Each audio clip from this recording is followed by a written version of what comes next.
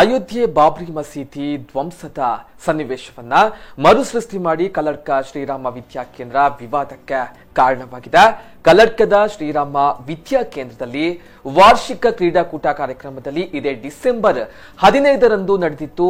ಆದರೆ ಈ ಕ್ರೀಡೋತ್ಸವದಲ್ಲಿ 1992ರಲ್ಲಿ ಬಾಬ್ರಿ ಮಸೀದಿ ಧ್ವಂಸಗೊಂಡ ಅಣುಕು ಪ್ರದರ್ಶನವನ್ನ ವಿದ್ಯಾರ್ಥಿಗಳಿಂದ ಪ್ರದರ್ಶಿಸಲಾಗಿತ್ತು.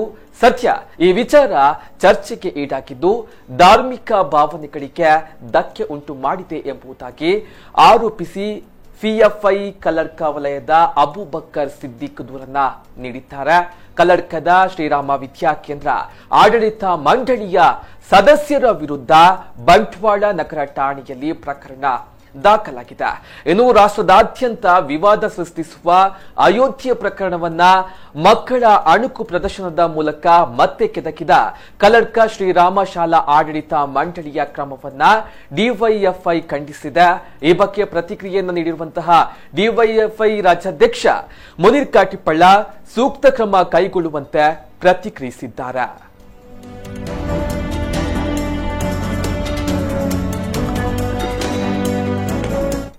ಕಲ್ಲಡ್ಕದಲ್ಲಿ ಅಲ್ಲಿಯ ಶ್ರೀರಾಮ ವಿದ್ಯಾಕೇಂದ್ರದಲ್ಲಿ ಅಂದರೆ ಪ್ರಭಾಕರ ಭಟ್ರವರು ನಡೆಸ್ತಾ ಇರುವಂಥ RSSನ ಅಧೀನದ ಶಾಲೆಯಲ್ಲಿ ನಡೆದಿರುವಂತಹದ್ದು ನಾಚಿಕೆಗೇಡಿನ ಸಂಗತಿ. ಮತ್ತೆ ಇನ್ನೊಂದು, ಈ ದೇಶದ ಸಂವಿಧಾನಕ್ಕೆ ಮತ್ತು ಇಲ್ಲಿಯ ಕಾನೂನು ನಿಯಮಗಳಿಗೆ ಒಡ್ಡಿರುವಂಥ ಸವಾಲು. ಬಾಬರಿ ಮಸೀದಿ ಒಡೆದಿರೋದನ್ನ ಸುಪ್ರೀಂ ಕೋರ್ಟು ಮೊನ್ನೆ ಕೂಡ ಅಯೋಧ್ಯೆಯ ಜಡ್ಜ್ಮೆಂಟ್ ಕೊಡುವಾಗಲೂ ಕೂಡ ಕಟ್ಟುವಾಗಿ ಟೀಕಿಸಿದೆ.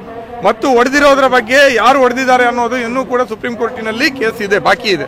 ಹಾಗಿರುವಾಗ ಈ ರೀತಿಯಾದಂಥ ಒಂದು ಕ್ರಿಮಿನಲ್ ಚಟುವಟಿಕೆಯನ್ನು, ದೇಶದ ಐಕ್ಯತೆಗೆ ದೊಡ್ಡ ಪೆಟ್ಟು ಕೊಟ್ಟಂತ ಒಂದು ಘಟನೆಯನ್ನ ಇವರು ಮಕ್ಕಳ ಕೈಯಲ್ಲಿ ಶಾಲಾ ವಾರ್ಷಿಕೋತ್ಸವದಲ್ಲಿ ಆಡಿಸ್ತಾರೆ ಅಂತ ಆದ್ರೆ ಇದು ಕ್ರಿಮಿನಲ್ ಕೃತ್ಯ, ದೇಶದ ಐಕ್ಯತೆಯ ವಿರುದ್ಧದ್ದು. UAPA ಅನ್ನುವಂಥ ಕಾಯ್ದೆ ಏನಾದರೂ ಹಾಕೋದಿದ್ರೆ ಈ ರೀತಿಯ ಘಟನೆಗಳಿಗೆ ಕಾರಣರಾದಂಥವರ ಮೇಲೆ ಹಾಕಬೇಕಾಗ್ತದೆ. ಆದರೆ ನಮ್ಮಲ್ಲಿ ವಿಷಾದದ ಸಂಗತಿ ಮತ್ತು ಆತಂಕದ ಸಂಗತಿ ಅಂದರೆ, ನಿನ್ನೆ ಈ ಕಾರ್ಯಕ್ರಮದಲ್ಲಿ ಕೇಂದ್ರದ ಸಚಿವರಾದಂತಹ DV ಸದಾನಂದಗೌಡ ಅವರು ಭಾಗವಹಿಸಿದರು. ಕರ್ನಾಟಕ ರಾಜ್ಯದ ಸಂಪುಟ ಸಚಿವರು ಹಾಗೂ ಜಿಲ್ಲಾ ಉಸ್ತುವಾರಿ ಸಚಿವರಾದ ಕೋಟಾ ಶ್ರೀನಿವಾಸ ಪೂಜಾರಿ ಅವರು ಭಾಗವಹಿಸಿದ್ರು. ಅದೇ ರೀತಿಯಲ್ಲಿ 7-8 ಶಾಸಕರುಗಳಲ್ಲಿ ಇದ್ರು. ಅಷ್ಟು ಮಾತ್ರ ಅಲ್ಲದೆ ದಕ್ಷಿಣ ಕನ್ನಡ ಜಿಲ್ಲೆಯ ಪೊಲೀಸ್ ವರಿಷ್ಠಾಧಿಕಾರಿಯವರು ಇಂತಹ ಘಟನೆಗಳಾದಾಗ ತಕ್ಷಣ ಮಧ್ಯಪ್ರವೇಶಿಸಿ ಅದರ ಮೇಲೆ ಕಾನೂನು ಕ್ರಮವನ್ನು ಕೈಗೊಳ್ಳಬೇಕಾಗಿದ್ದಂಥ ಪೊಲೀಸ್ ವರಿಷ್ಠಾಧಿಕಾರಿ ಲಕ್ಷ್ಮೀನಾರಾಯಣ ಅವರು ಕೂಡ ನಿನ್ನೆ, ಲಕ್ಷ್ಮೀ ಗಣೇಶ್ ಅವರು ಕೂಡ ನಿನ್ನೆ ಅತಿಥಿಯಾಗಿ ಅಲ್ಲಿ ಇದ್ರು. ಅವರ ಜೊತೆ ಇನ್ನಿಬ್ರು IPS ಆಫೀಸರ್ಗಳು ಕೂಡ ಅತಿಥಿಯಾಗಿ ಇದ್ರು ಅನ್ನುವಂಥದ್ದು ವಿಷಾದ ಮತ್ತು ಆತಂಕದ ಸಂಗತಿ.